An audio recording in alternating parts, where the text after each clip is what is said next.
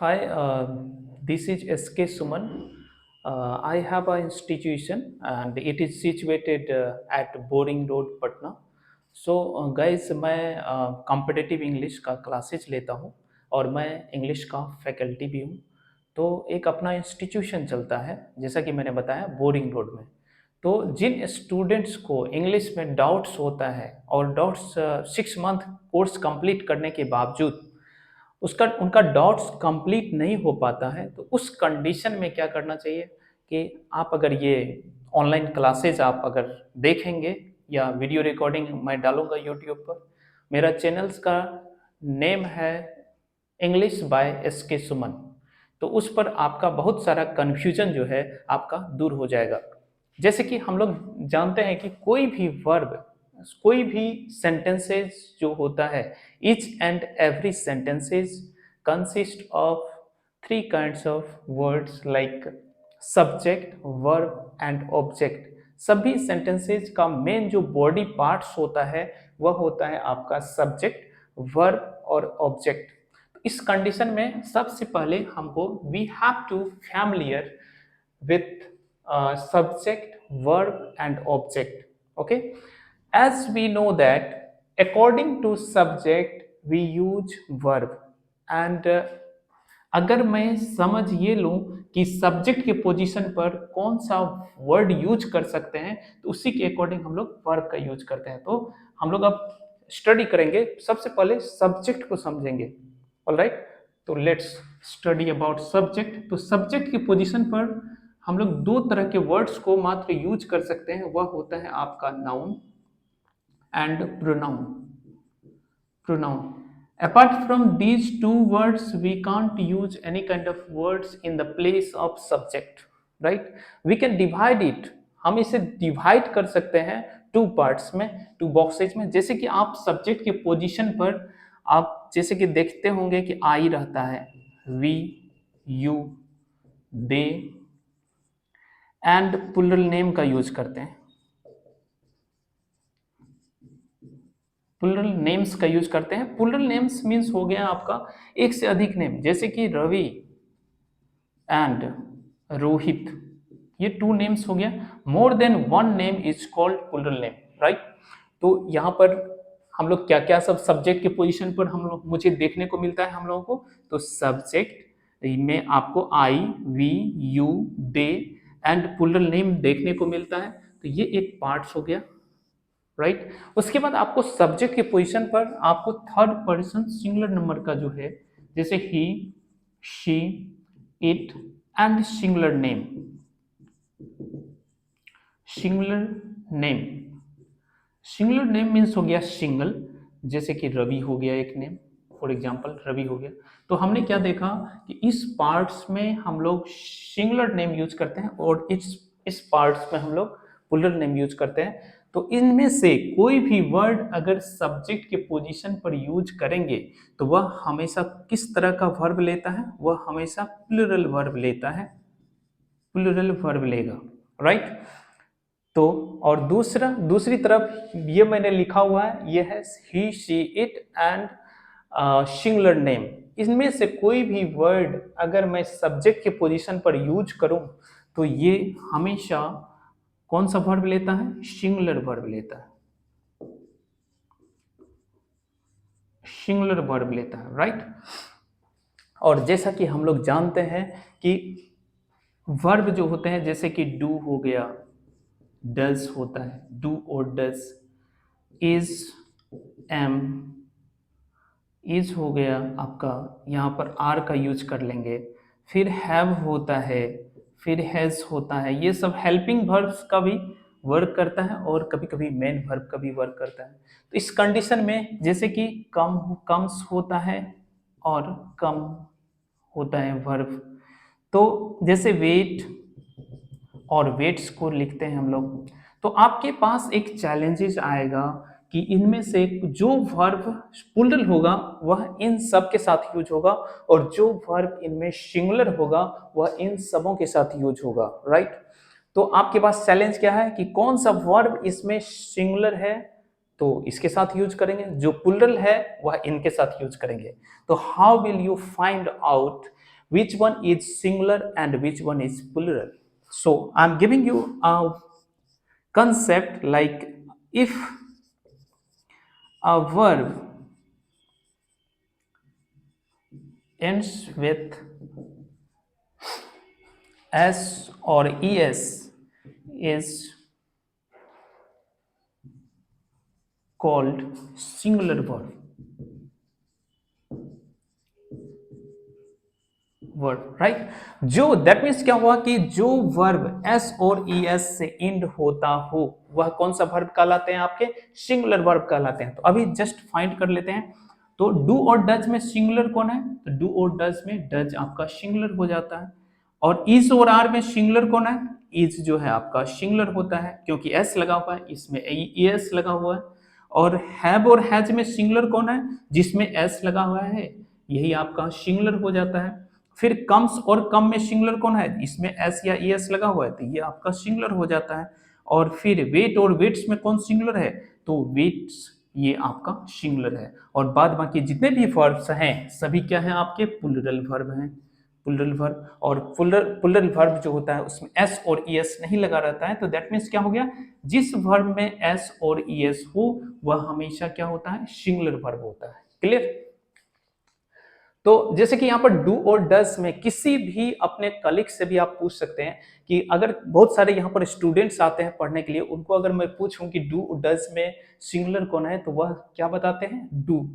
क्यों? क्योंकि 99% स्टूडेंट्स को कंफ्यूजन होता है वर्ब से रिलेटेड। उनके माइंड में ये सेट होता है कि जैसे कि बुक है और बुक्स है, तो बुक्स में एस लगा दिए तो ये प्लूरल हो गया, और नाउन में ये प्लूरल हो गया, और बुक में एस नहीं लगा हुआ है तो ये आपका सिंगुलर होता है। तो यही कंसेप्ट स्टूडेंट्स के माइंड में रहता है। लेकिन ये क्या है आपका?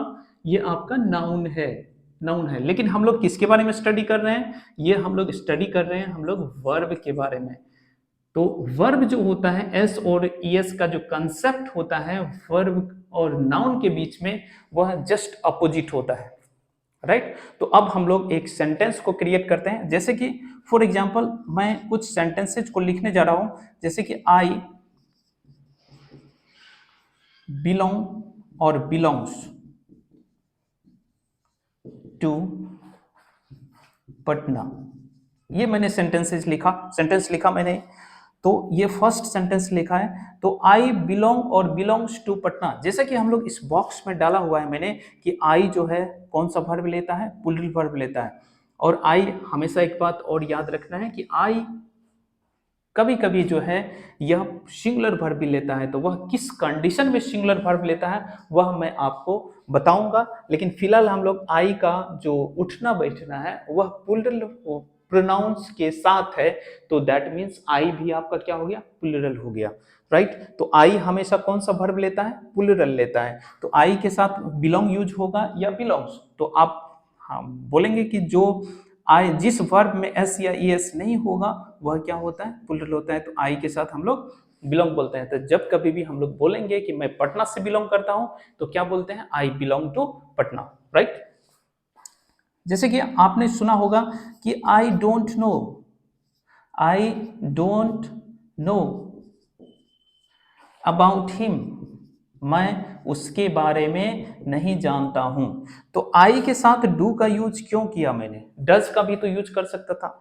तो आई के साथ डू का यूज करने का मीन्स ये हुआ। अब यहां पर मैं डज भी लिख देता हूं। तो डू और डज में जो प्लूरल होगा, क्योंकि आई हमेशा कौन सा वर्ब लेता है?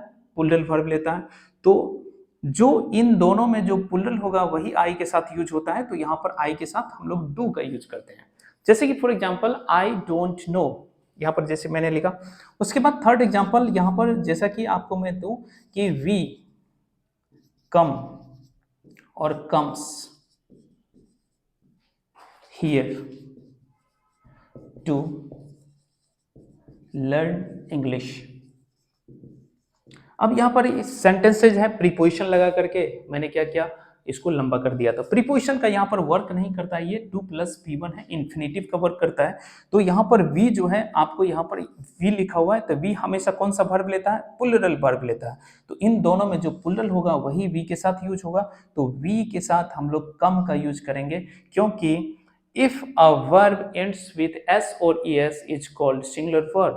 So that's why here will be plural verb. We come here to learn English, right?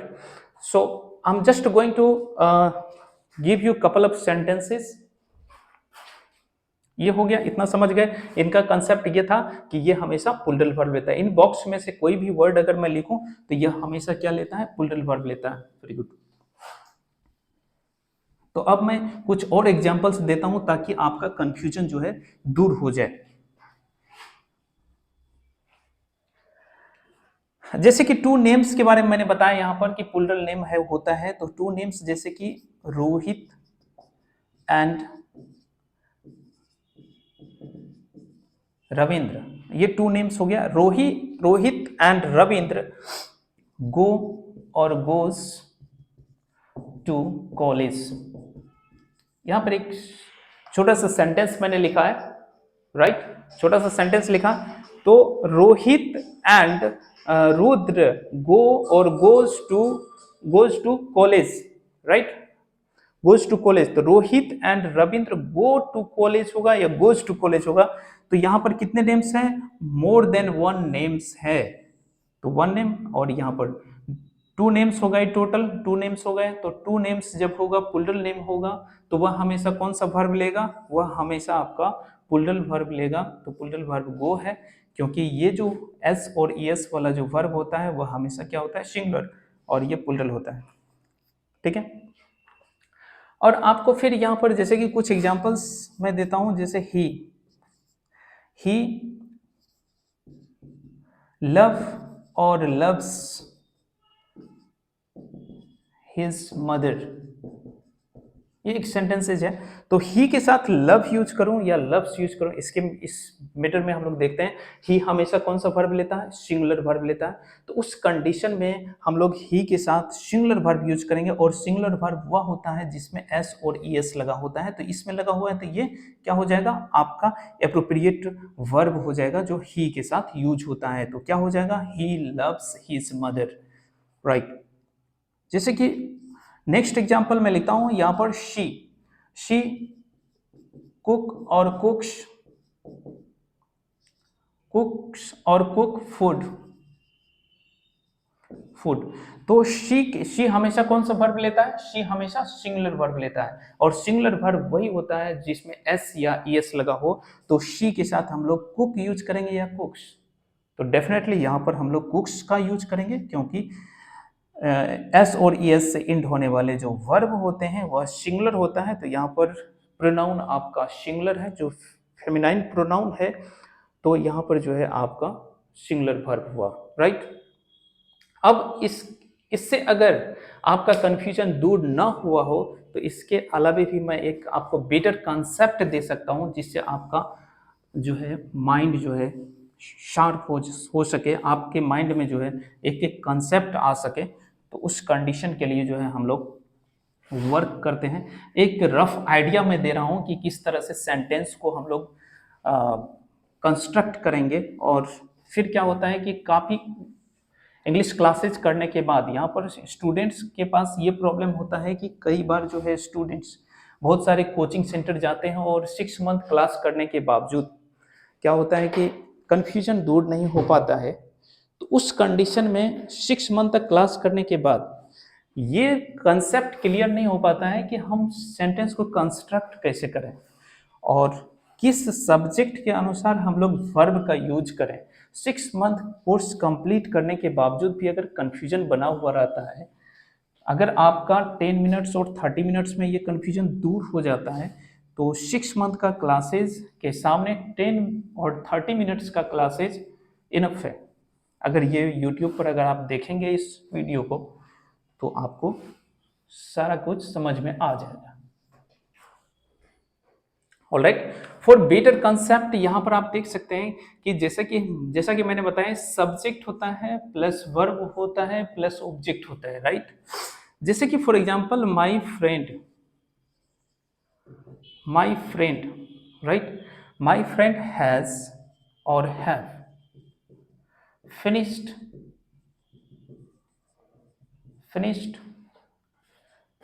his work, his work, right. ये एक सेंटेंसेज मैंने लिखा है। तो दोस्तों ये जो है आपका सब्जेक्ट वाला पार्ट है, सब्जेक्ट वाला पार्ट है, और ये वर्ब वाला पार्ट है, राइट। ये वर्ब वाला पार्ट है। तो जैसा कि हम लोग जानते हैं कि आपको मैं एक कंसेप्ट दे रहा हूं, इसको समझिएगा। ये सब्जेक्ट वाला पार्ट है और ये वर्ब वाला पार्ट है, ये वर्ब वाला पार्ट है, राइट। तो मेन वर्ब से पहले ये हेल्पिंग वर्ब कहलाता है। हैज और हैव जो है हेल्पिंग वर्ब, क्योंकि इसके बाद जो है मेन वर्ब आया हुआ है। तो जैसा कि हम लोग जानते हैं कि इंग्लिश में ऐसा कंसेप्ट रखना है माइंड में, इंग्लिश में एक ही एस होता है जो दो ही घर में आ सकता है। वह या तो सब्जेक्ट के पास होता है या वर्ब के पास होता है। अगर ये सिंगल एस जो इंग्लिश का होता है, या अगर सब्जेक्ट के पास नहीं है, तो जाहिर सी बात है कि वर्ब के पास होगा। तो ये दोनों में से किसी न किसी घर में किसी न किसी वर्ब या सब्जेक्ट के पास एस होना जरूरी होता है। तो जैसे कि माई फ्रेंड, यहाँ पर एस नहीं है, सब्जेक्ट के पास एस नहीं है, तो किसके पास होगा? वर्ब के पास होगा। तो वर्ब के पास होगा तो इसमें कौन सा वर्ब यूज होगा? हैज यूज होगा, क्योंकि इसके पास एस है। अगर सपोज कीजिए कि ये एस जो है सब्जेक्ट के पास आ गया, तो इसके पास बिना एस वाला वर्ब होगा, तो बिना एस वाला वर्ब ये हो जाएगा। तो सेंटेंस आपका क्या बनेगा? My friends have finished. यहाँ पर जो है देयर का यूज करेंगे, क्योंकि प्लूरल हो जाएगा, तो हिज के बदले में हम लोग देयर का यूज करेंगे, राइट। अगर सब्जेक्ट के पास नहीं आया, तो इधर एस वाला वर्ब होगा, एस वाला वर्ब होगा, तो ये वर्ब प्लूरल हो जाता है। तो अगर सब्जेक्ट एस में नहीं है तो वर्ब में एस होगा। अगर वर्ब में एस नहीं है तो सब्जेक्ट में एस होगा। तो इस कंसेप्ट को क्लियर करेंगे। सपोज कीजिए यहाँ पर कि जैसे कि इसका एग्जांपल्स मैं लिख देता हूँ एकदम क्लियर करके। माई फ्रेंड, इसमें एस नहीं आया तो वर्ब में एस आ जाएगा। फिनिश्ड हिज वर्क, ये एक एग्जांपल हुआ। क्योंकि इसमें एस नहीं है, सब्जेक्ट के पास एस नहीं है, तो वर्ब के पास आ गया। अब सब्जेक्ट के पास एस ले लेते हैं, तो माई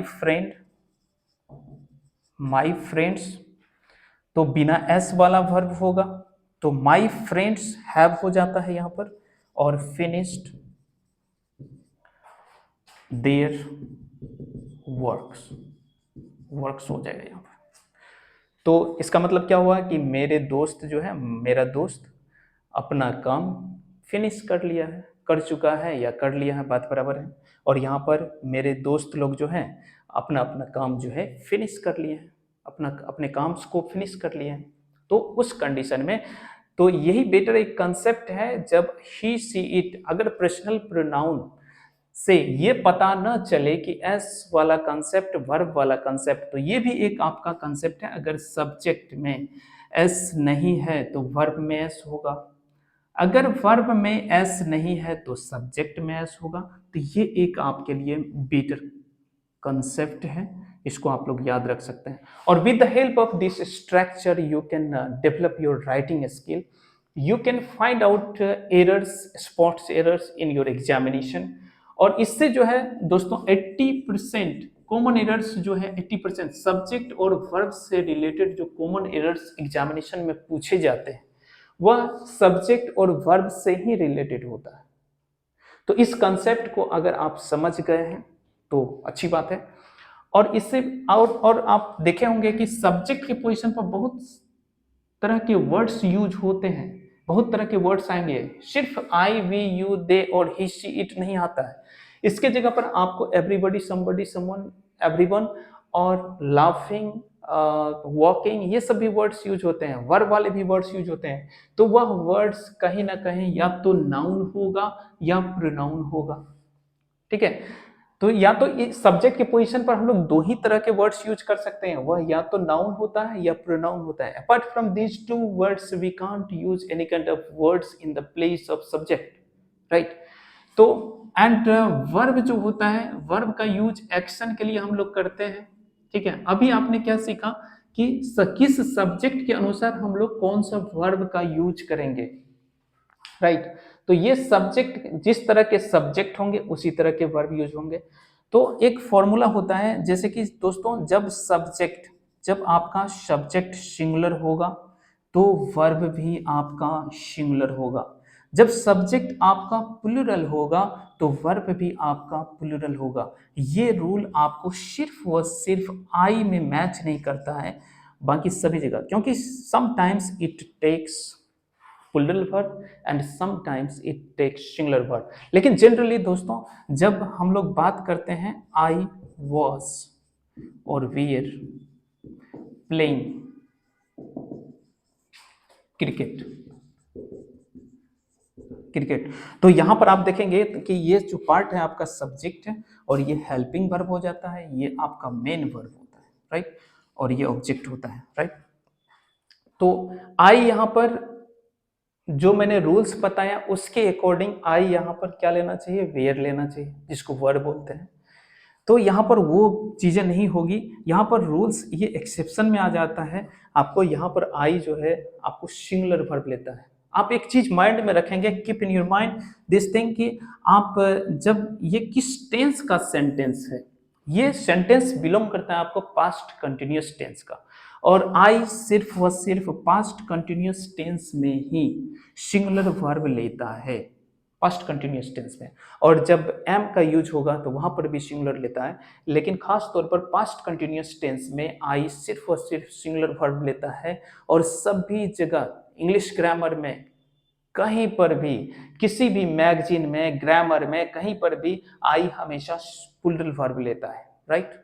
लेकिन सिर्फ पास्ट कंटिन्यूअस टेंस में आई हमेशा जो है सिंगुलर वर्ब लेता है। Apart from past continuous tense everywhere I takes plural verb. Have you got have you got my point? Thank you so much. अगर आपको ये चैनल्स, अगर आपको ये वीडियो आपके नॉलेज को बढ़ाता है, आपको बेटर कंसेप्ट देता है, तो इस वीडियो को जरूर लाइक कीजिएगा, सब्सक्राइब कीजिएगा और शेयर भी कीजिएगा। अगर आपके लाइक न हो तो इसको ना सब्सक्राइब करें, ना लाइक करें और ना ही शेयर करें। Thank you so much. मैं आपको नेक्स्ट वीडियो में मिलूंगा। मैं एस के सुमन आपको बेटर कंसेप्ट देता हूं और देता रहूंगा। Thank you so much.